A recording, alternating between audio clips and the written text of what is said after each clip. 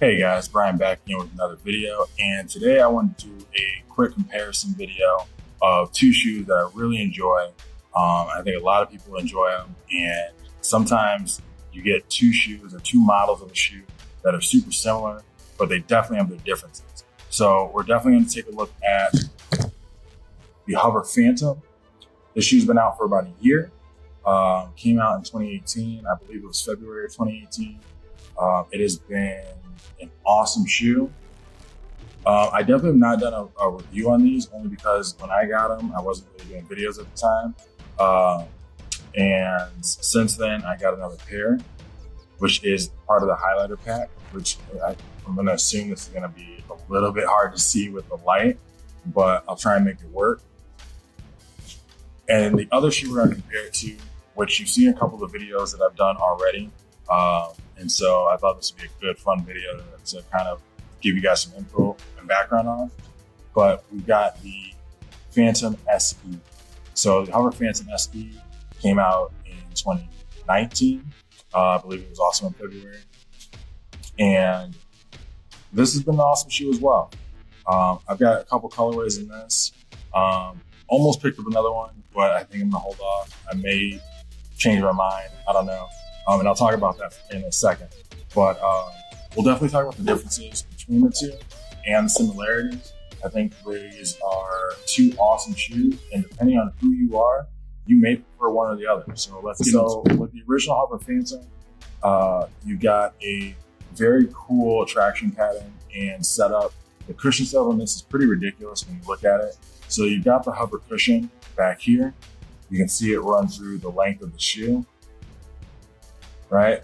And then on top of that, you've got an EVA foam that surrounds it. So you've got some extra support on the outside around the HOVR cushion. And then you got, if you can see on the inside here, you got the UA Speedform 2.0. So the cool thing with that is it's not only just a one-piece upper, but they've actually put I wouldn't even call it a memory foam, but they put an extra cushion on top of the HOVR cushion inside of the shoe. So you've got a one-piece upper, there's no removable insole, but it's super comfortable on top of the fact. So you really have like 3 cushions in this shoe, which is pretty crazy. It does have a connected fitness tech, so you can connect this to the Map My Run app and track your runs, workouts, and your steps, which is actually really cool. The laces on these are actually really, really thick. They're really cool, and they're actually not even necessary. So I probably have tied these laces a couple of times, and then I'd forget about them. The cool thing about this shoe, either version of it, is since it's a one-piece upper, you can pretty much just put your foot in and go. If you get a good fit, like I have with these, you don't really have to worry about tightening it too much. It forms to your foot and it feels really good. I'll play around with the laces and, maybe I'll use the extra lace loops. But other than that, I really don't use the laces other than just keeping them out of my way. The middle part or the mid panel of the shoe has this kind of like bike short material, which is supportive but flexible. It doesn't hug, it's not a compression fit. It's kind of reinforced. It kind of reminds me of Anaphone, but not as stiff. On the backside, you've got a really nice heel counter. Also very flexible. So this upper is definitely super flexible, but also supportive. You can definitely take these in the gym. I'll put up some video of this during this video, but the surface on this is amazing. You're off the ground, but you don't feel like you're unstable. Like you could probably squat in these pretty easily. If you've ever watched The Rock's Instagram, he squatted in these shoes for probably close to a year before his new shoe came out, PR2. So these are super comfortable and very supportive. So then, now we've got the Phantom SE. The biggest difference between the two shoes is the upper. The upper on this is definitely a lot more form-fitted.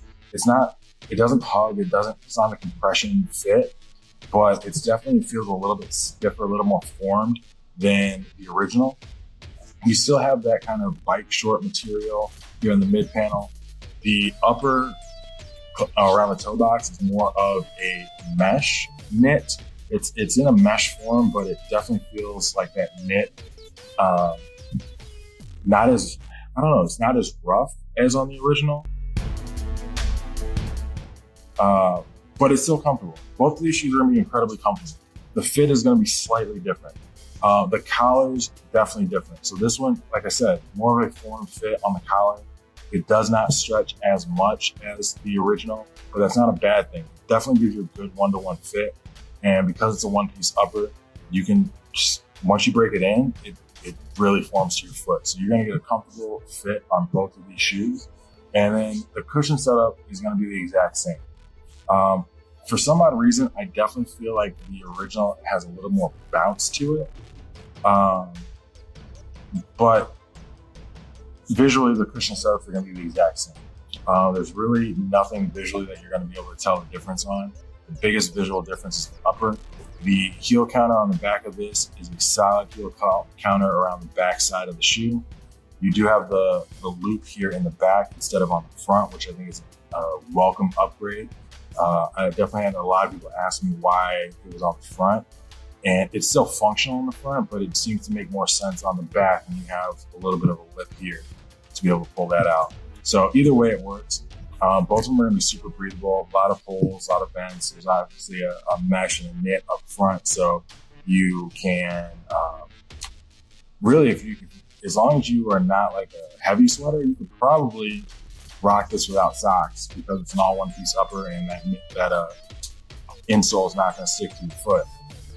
So those are the two biggest differences. Now, one thing I have noticed is that they do fit differently. So I feel like a lot of people are going to have a personal preference on which one they like better. I talked to a couple of people that have had one or the other. And the one thing I'll tell you is that when people get this shoe, they really do enjoy it. I think it's a great short to middle distance runner. It's definitely comfortable to wear all day, depending on which version you get. I think they're both comfortable to wear all day. Now, the one thing that I can say is that I do have two sizes in the SE. I have a 14 and a 15. So when I size down, I feel like it's good, but I feel like it's great when I size up. So I would say the shoe is gonna fit your foot, but if you can, go true to size, maybe even a size up, depending on how you like to fit. The 14 isn't bad. It doesn't like squeeze my foot, but I can definitely notice it's more comfortable in the size up than with the size down. Both of them fit great. Both of them I can wear. I just feel like I want to move my foot more in the smaller size, but it's still comfortable. This one's just a little bit better fit for me. This one I do have in 15. I have not tried to size down. I feel like the way the upper is built, I may not like it a size down, but I have not tried it either, so I don't know that for a fact. Both of these shoes are incredibly comfortable, but I will say that I feel like either you're going to be a Phantom person or you're going to be an SE person. I don't think that you're going to love both. I think you're going to prefer one fit over the other, which is good because you can accommodate a large amount of people with fit, but I'm definitely a Phantom person. I will rock both of these. These are both incredibly comfortable shoes, but if you were like, pick one right now, I'm definitely rocking old school, going with the Phantoms. I like the knit collar. I think it's super comfortable. It does not irritate my heel.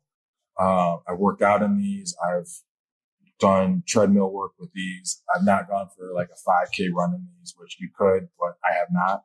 I use my Velocity 2s for all that kind of running, which, yeah, there's that too. I do like the Velocity 2s for running, but you can definitely do everything in these. You can definitely take these for your lifting workouts, your running workouts, your cardio, walking around all day. It's kind of a do everything shoe. It's really, really versatile. The cushion setup is amazing. So I would say that if you have any questions past that, leave a comment below. Definitely happy to answer any questions. Let me know if you've tried both of these and which ones you like, and what your thoughts are. I think the HOVR cushion is pretty amazing. I don't know too many cushion setups that are like this. And I don't know too many cushion setups that are built in a way that would compete with this.